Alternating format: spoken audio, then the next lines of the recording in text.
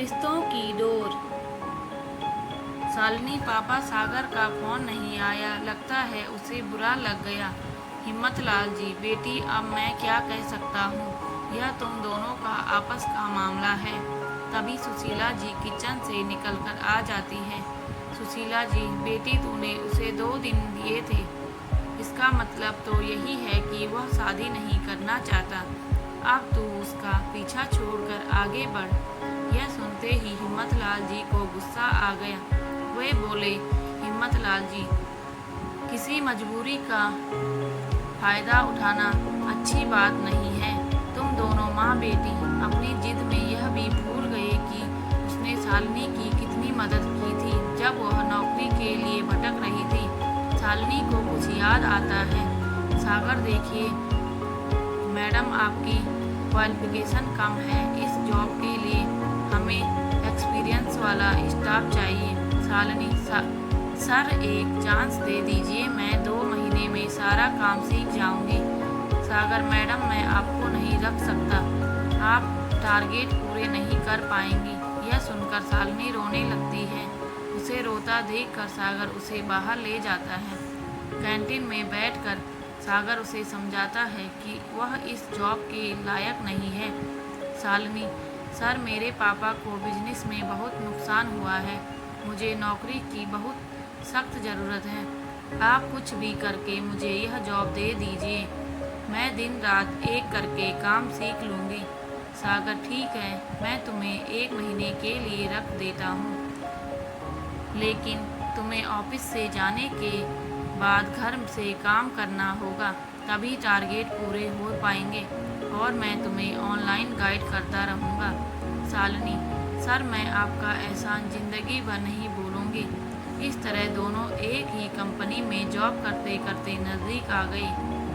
इसके बाद सागर ने दूसरी कंपनी ज्वाइन कर ली और शालिनी को प्रमोशन मिलता रहा। एक पल के लिए ये सारी घटनाएं शालिनी के सामने से गुजर गई। वह कैसे सागर से एक जॉब के लिए भीख मांग रही थी, आज सागर उसका साथ देने के लिए उससे भीख मांग रहा है। हिम्मतलाल जी, बेटी किसी की अच्छाई का यह सिला नहीं देना चाहिए, कुछ तो उसके बारे में सोच। सुशीला जी, समय के साथ आगे बढ़ जाना चाहिए, तू ज़्यादा मत सोच, कनाडा की प्रमोशन ले ले। शालिनी, माँ ठीक है, लेकिन मैं एक बार सागर से मिल लेती हूँ। सुशीला जी, उसे तेरी परवाह होती तो वो तुमसे मिलने आ सकता था, वह तो 2 दिन पूरे होने का इंतजार कर रहा है ताकि तुझसे पीछा छूटे। हिम्मतलाल जी, माँ बेटी की बातें सुनकर दुखी मन से घर से बाहर चले गए। इसी तरह 2 दिन और बीत गए, न तो सागर का फोन आया न शालिनी ने फोन किया। शालिनी को सागर पर बहुत गुस्सा आ रहा था। इसी गुस्से में शालिनी ने कनाडा जाने का फैसला किया। ऑफिस से घर आकर उसने सामान पैक किया। जब वह एयरपोर्ट के लिए निकल रही थी, हिम्मतलाल जी ने उसे समझाया।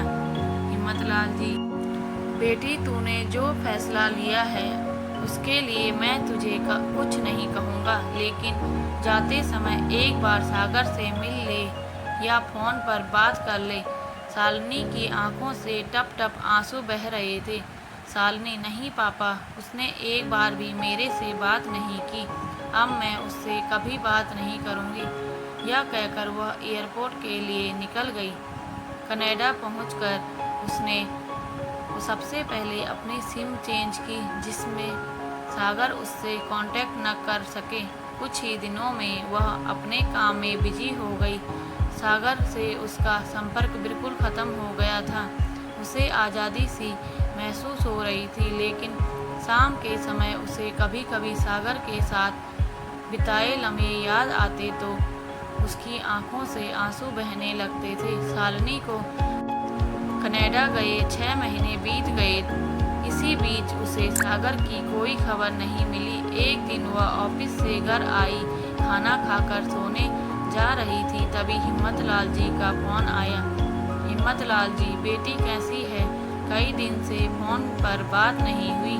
शालिनी, पापा मैं बिल्कुल ठीक हूँ, आप कैसे हो? हिम्मतलाल जी, मैं ठीक हूँ, ये ले काव्या से बात कर। काव्या और शालिनी एक ही ऑफिस में काम करती थी। काव्या शालिनी के घर आई थी अपनी शादी का न्योता देने। काव्या, शालिनी तू तो विदेश जाकर सबको भूल गई। शालिनी, नहीं बहन, तुझे कैसे भूल सकती हूँ। एक तू ही तो है जिससे मैं अपनी हर बात शेयर करती हूँ। सुना, तू कैसी है। काव्या, मैडम, इंडिया आने के लिए तैयार हो जाओ। 1 महीने बाद मेरी शादी है और मैं कोई बहाना नहीं सुनूंगी। शालिनी, सच मज़ा आ गया। मैं तो वैसे भी आने वाली थी। चल, अच्छा हुआ, अब तेरी शादी में ज़रूर आऊँगी।